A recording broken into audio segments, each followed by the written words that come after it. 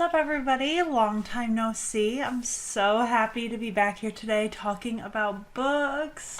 It's been way too long. This month, the shortest month of the year, has been a really great month for me for reading, which is a relief because if you saw my video from January was brutal and I was in such a slump. So February really helped to get me out of that. Now, if you don't remember from, I don't know, I feel like I've mentioned this so many times at this point, but I am doing a Goodreads challenge where I'm reading all of the books that won the Goodreads Awards in 2022, which is all fine and dandy, except it's taking me forever to do this challenge, and I would say I'm only enjoying like 50% of the book. So I'll get into that a little bit more today, but we are going into March now and I still have not finished this challenge. So one day maybe. The Maid was the first book I read in February, and it's also the winner of the 2022 mystery and thriller category. And I do not understand. I did not like this book. If you want a more in-depth review, you're going to have to watch the Goodreads challenge. It is about this woman named Molly, and they never outwardly say she's neurodivergent, but she deeply struggles with like social skills and reading people and interpreting sarcasm and things like that. And so she is a maid at a hotel and she gets caught up in this murder. It's just a story of trying to figure out who actually committed the murder and why, and like what is her involvement in it. And you're seeing her being manipulated by all these characters, and that kind of sounds interesting, except all of the characters felt like caricatures. They felt silly. They didn't feel flushed out at all. And the actual mystery, there's no mystery. Like there's hardly a plot twist. There's no, like, exactly who you think did it is who did it. It's just so anticlimactic. I don't know. I just could not get into it at all. It felt so amateurish. And I cannot believe that it won Best Mystery Thriller. I feel like I've read such better books. Maybe they didn't come out in 2022. Maybe 2022 was like a bad year for that genre.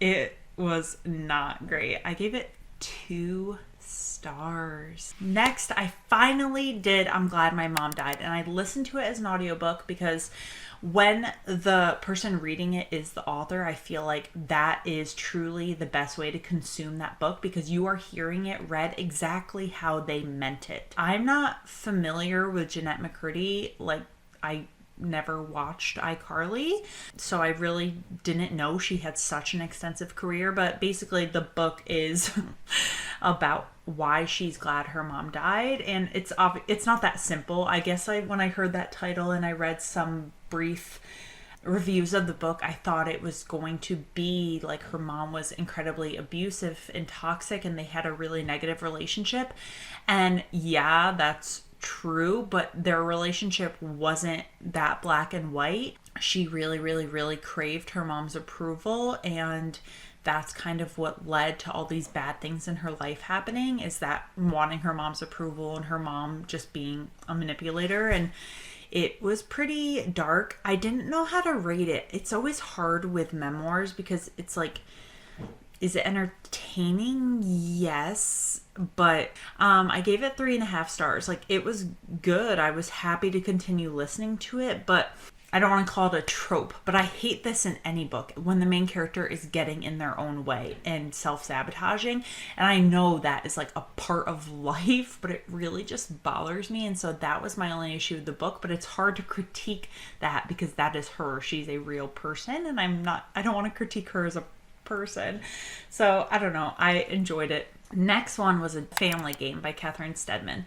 This book is sort of like the movie Knives Out. That's sort of the synopsis. The main character is engaged to this very wealthy, attractive, put-together man. He comes from a family that has old money. He's kind of dodgy about her meeting his family, and then finally she starts to meet his family, and they become very involved in her life. Like, for example, his sister calls her work and basically cancels her appointment so that she can go to lunch with the sister, something like that. So you know where it's heading. Like, this family is not normal. I will just say it's very similar to Knives Out. Like, there's a game that the family plays. Knives Out is a great movie. Like, that's a 5-star movie, but this was not a 5-star book. It was so much build up. You were like, what is gonna happen? You're so worried for her. And then you get to the end and it's just like over so quickly. There is a plot twist that I kind of was expecting. Like, it was a little shocking, but not really enough to make me like bug out. But it just felt like you were building up to this so much, this game night or, you know, whatever with the family, and it was over so quickly and just sort of disappointing. I don't know. I gave it 3 stars. It was okay. I would probably recommend it to someone who really enjoys that genre, but I would not recommend it to someone who doesn't really read mystery thriller, because it's not, like, there are way better choices. Then things went deeply downhill. I read The Inheritance Games, which I was excited about. Wait. Inheritance Games is like Knives Out. So what was I talking about with the other one? Oh, somebody's probably screaming at me like, no, Kayla, you have it wrong. Hold on, I gotta Google this movie where family game night murder. Ready or Not. Oh my god, I feel so stupid. Okay, so The Family Game is like the movie Ready or Not, which was a creepy ass movie and really good and better than The Family Game. Knives Out is like The Inheritance Games. This girl has like practically no parental person in her life. She has her older sister, but she's living in her car going to high school. She gets a visit one day saying that she was left, I think it's $45 billion by a complete stranger. She has never met this old man. But one of the stipulations in her getting the money and getting his property and his fortune and all of that, because it's not like she's getting a check. She's expected to take over his entire business. One of the stipulations is that she has to move into his house with his entire family for 1 year. And if she does that, then she gets the fortune. So that's all great because he has 4 super cute grandsons, but they all hate her because she is a random stranger who got their grandfather's money. And so some of them don't care, but some of them are like, what did you do to our grandfather? How did you manipulate him into leaving his fortune to you? And in that way, it's very much like Knives Out. But Knives Out is light years beyond this book. I was so bored. I could not have cared any less about any of these characters or the drama, and I just wanted it to be over. I gave it 2 stars. Now, the problem is that the 3rd book in this series, The Final Gambit, is the one who actually won the award. So if I do this challenge to the fullest of my abilities, I need to read the next 2 books. And I can't even trust Goodreads to tell me if the next 2 books get better, because the first book has pretty decent ratings and I hated it. So if you have read the Inheritance Game series, please tell me it gets better, because I don't want to read it. Like, can I DNF an entire series? Then I read a Colleen Hoover, because she has so many books. How am I ever going to get through them if I don't read one a month? Ugly Love. I gave it 3 stars. Definitely not my favorite Colleen Hoover. So basically, the main character, her name is Tate, and she is moving in with her brother. The day she moves in, she meets this guy. He's passed out, leaning against her brother's door, so wasted. And of course, he ends up being the love interest. So his name is Miles Archer. He's an airline pilot. Her brother's an airline pilot. Everyone who pretty much lives in this building is a pilot, which seems strange, but I don't know anything about pilots. But she likes him from the very beginning. And they try to do the whole, let's hook up, but we're not going to be in a relationship. And he's very much like, don't fall in love with me. It's never going to happen, but let's have sex. And she knows very well that she's going to fall for him because he is just dreamy, but she does it anyway. And that is the story. Like, she is falling for him and he keeps pushing her away, but he's actually not pushing her away at all. Every single thing he does is pulling her in, except for him saying that he's pushing her away. And so it's just annoying. And I will say, the thing, the drama, the event that makes him this way was freaking sad. And it hit me hard. And if that did happen to someone, I feel like that is a justifiable reason to turn yourself off to love in the future. But his character was just so annoying. Like, if you're going to turn yourself off to love, turn yourself off to love and be a fuckboy. But he was not that way. He was so sweet, so charming, and so lovely. And then he would just be like, no, we're not together. So it was just really frustrating to read about. It wasn't anything really like groundbreaking special about it. It was just kind of this trope you've heard a bunch of times, like, boy doesn't want to be in a relationship, has a troubled past, girl softens him up. Then things got very interesting. So part of this Goodreads challenge is graphic novels. Now, when I saw that Alice Osman was the author of the graphic novels that I needed to read, I was not happy because I also read Radio Silence by her. And that is such a fan favorite book and I did not enjoy it. So I was like, great, I have to read not one, but 3 books in this series before I can get to the one that actually won the award. So I was dreading it so much. It's lovely. It's amazing. Like, am I a graphic novel girly now? I don't think so. I don't think so. But this is called Heartstopper. So there's 4 volumes. Volume 4 is the 2022 graphic novel award winner. It is about a gay boy named Charlie and just kind of his relationships with other people in high school, his family, and then he ends up getting together with this boy. It's so freaking sweet. And the animations, is that what you call it? The drawings, there's the illustrations, there you go. They are so beautiful and so cute. And I'm sitting there like this. I'm like I'm so giddy reading it. It's such a cute high school young person love story. It's everything I wanted Radio Silence to be, but it wasn't at all. So I read the first one and the second one, and both of them take me, like, if I'm just sitting there reading, each one takes like 20 minutes. It's so easy. I can't wait to do 3 and 4, but I'm trying to like space it out. I don't want to read all the books that I know I'm gonna like and then be stuck with all the duds. I gave both of them 5 stars. I just loved it. Then we did Maybe in Another Life by Taylor Jenkins Reid. If you guys don't know, I have this tattoo on my arm. It was my first tattoo ever. It says Chaos Breeds Life, which is a partial quote from my favorite book, which is The Hour I First Believed by Wally Lamb. Anyway, all that is to say, I am a huge chaos theory believer. I don't believe in fate.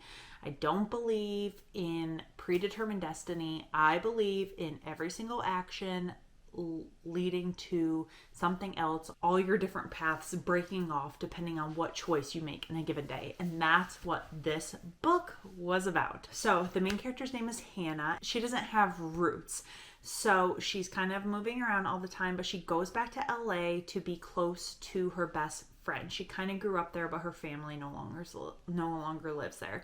And so the very first night, she goes out to this bar with her friends and she meets up with this guy that she dated back in high school, and they really hit it off, but it ended up not working out. She thinks this is going to be like second chance romance. She gets into an accident that night and she hits her head and she's like very, very, very hurt. However, the next chapter, the accident doesn't happen. It's totally different. She goes home with this guy, and the rest of the book is alternating chapters between what would have happened if she went home with that guy or if she didn't go home with him and she got into the accident. And it was so freaking good. I liked this book so much because I just firmly believe in the chaos theory, in that she didn't believe in chaos. She believed she was going to end up with who she was supposed to be with no matter what, that they would end up together if it was meant to be. No, that's not true. Like, the smallest decision completely changed the trajectory of your life. I did not give it 5 stars, but honestly, I think if it was a longer book, I would have. I felt like it ended too abruptly. Like, I was so invested in both storylines. I wanted to see them play out for years and years and years, and it just ended too quickly. But then it was weird because once it ended, there's like a 3 years in the future, 5 years in the future, and it's like all the chapters just kept coming. I'm like, oh, okay, we're still going.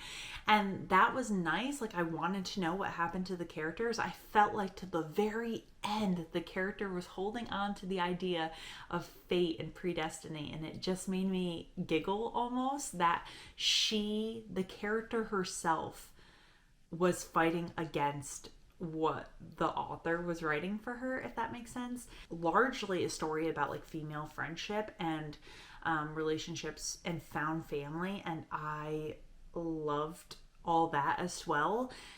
The love interests were good, the drama was good, it just all felt really well done, and if it had been longer, I truly think I would have went to 5 stars.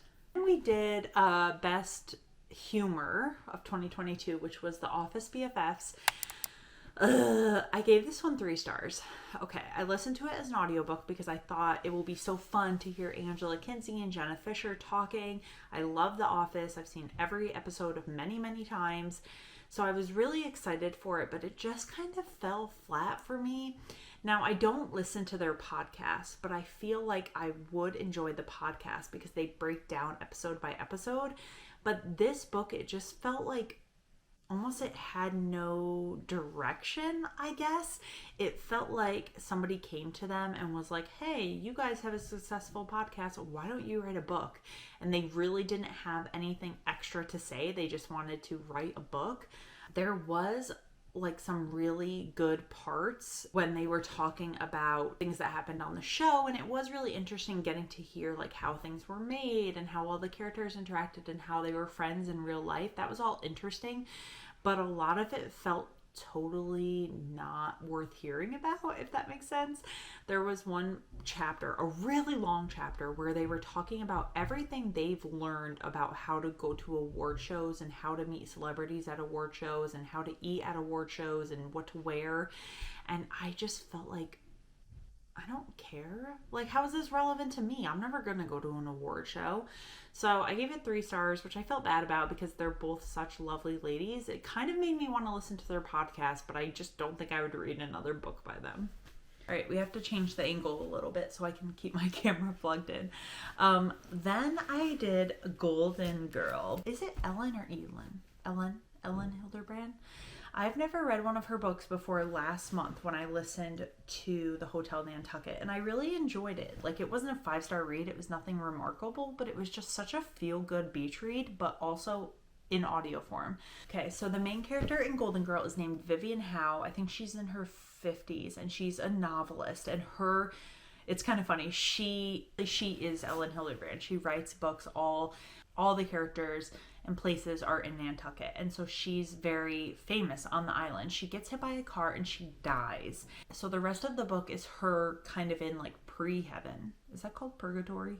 And she is told that she gets 3 nudges. So before she goes to the choir, she gets to influence 3 decisions on Earth. And so, of course, when she's sitting there watching her kids make these crazy decisions, she's like, I want to do this, I want to do this. But she has this angel who is like, I think that'll work out by itself. You should save your choices for when they really matter. So she's watching her 3 children, and she's trying to help them, prepare them for a life without their mother. And at the same time, you're getting the points of view of the kids who just lost their mother, and they have like all these secrets, and there's a lot of family drama going on. But at the same time, you're trying to figure out who killed her, because it was a hit and run, and you don't know who did it. And so it's not really like, I'm not going to call it a mystery. That's not the main point of the book, but that was an interesting addition to it that I enjoyed. Overall, it was just like every other Ellen Hilderbrand book I've read. It was really entertaining, and I don't think I rated it. Oh no, I don't see the rating in my Goodreads. I'm so bad at listing books in my Goodreads. I would give it 3.5 stars. Then, oh my god, it just keeps going. February, did I say how many I read? 13 books.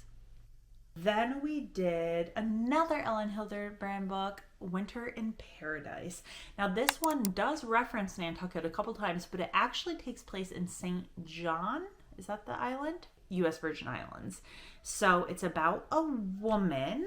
What is her name, you're asking? So this one is about a husband's secret life. Irene Steele has, a comfortable life, but it's just kind of routine. And her husband ends up dying in a helicopter crash, which sad, super sad. But he was on the helicopter with a young woman native to St. John Island. And she's like, what is he doing in the Virgin Islands? He's supposed to be in Florida for work. 2, what is he doing on a helicopter with this woman?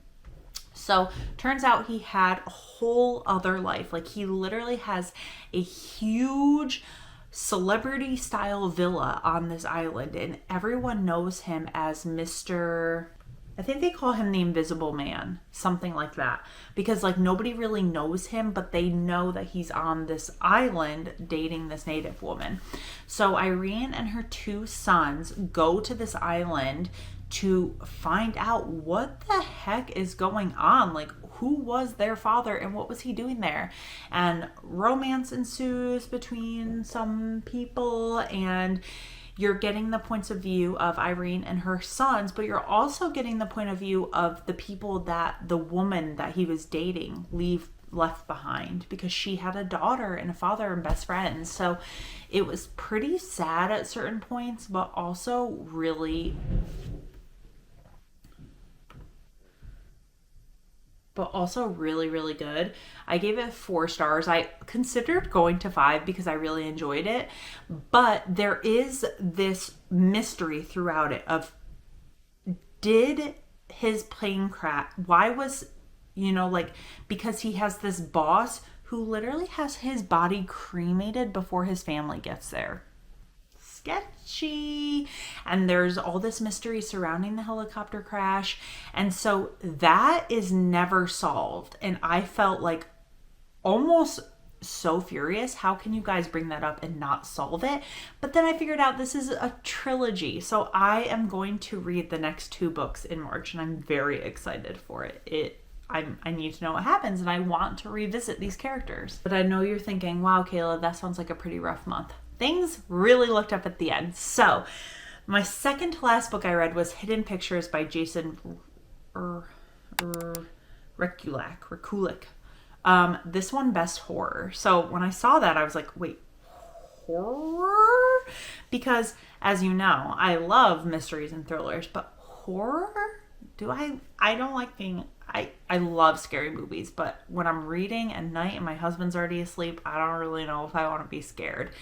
This book was awesome. I loved it. Okay, so it's about a former drug addict. She's young though. She's like college age, but she's had kind of a rough past. You find out why, but she became addicted to drugs. Now she's in AA.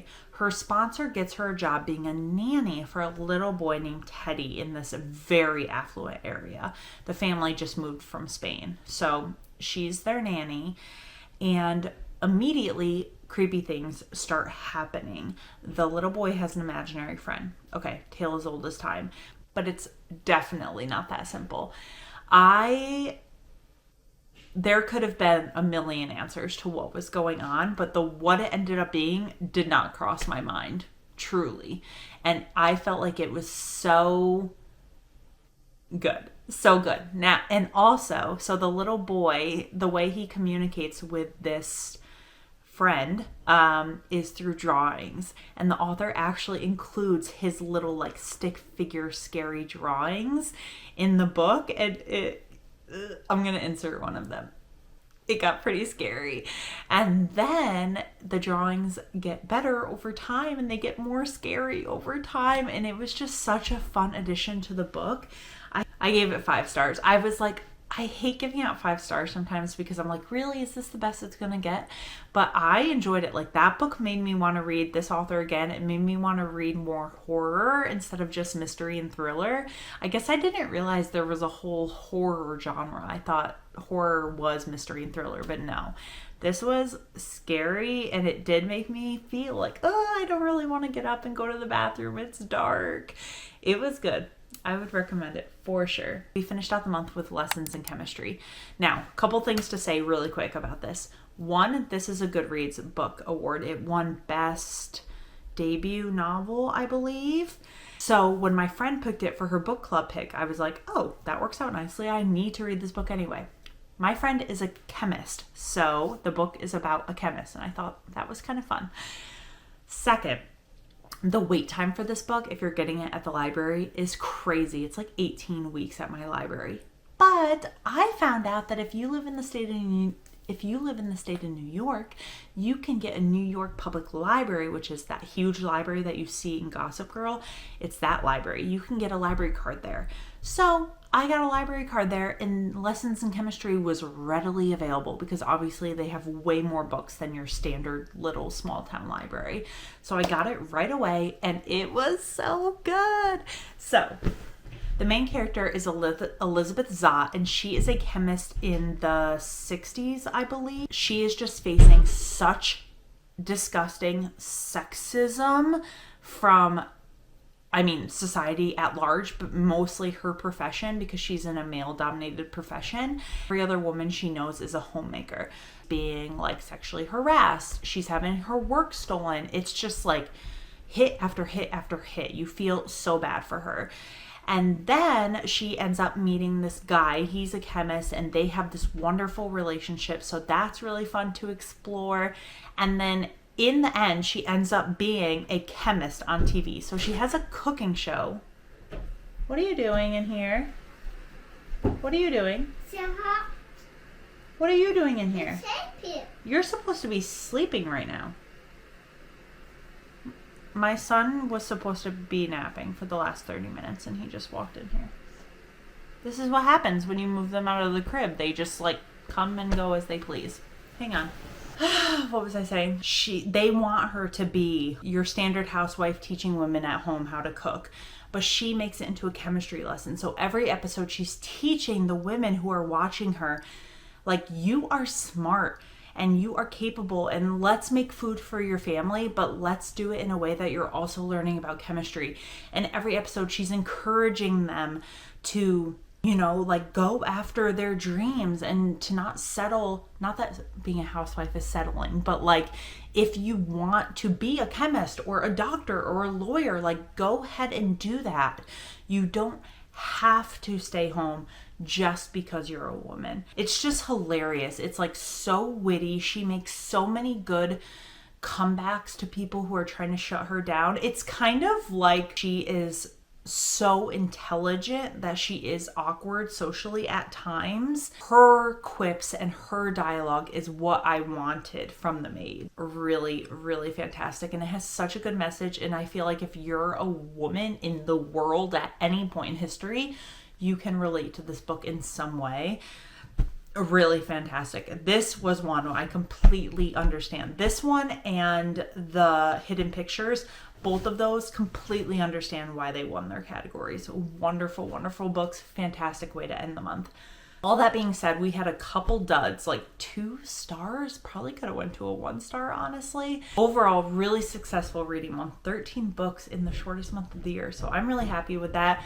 And now, since I don't have a phone, hopefully I'll be able to read a lot this week. Although I'm currently reading more books for that Goodreads challenge, and none of them are making me excited. Although this is the one I'm saving for last, because as you know, this book is hyped, and I'm so excited for it. If you want any hint at my TBR, I can show you a couple of them. We have A Bad Gaze, A Homosexual History. This is one of the Goodreads books.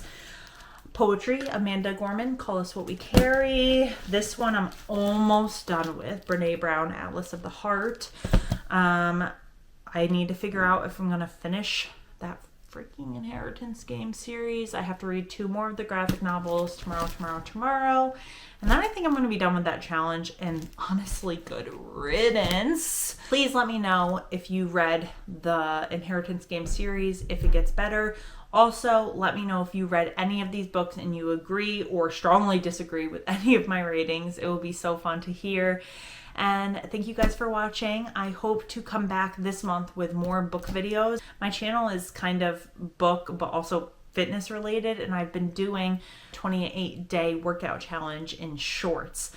That's where I've been showing up on YouTube, but I really just am missing the book content. I'm here watching it, consuming it, but I'm not filming it. So I need to get better about that, because I am reading, I'm doing the work, I'm just not filming the work.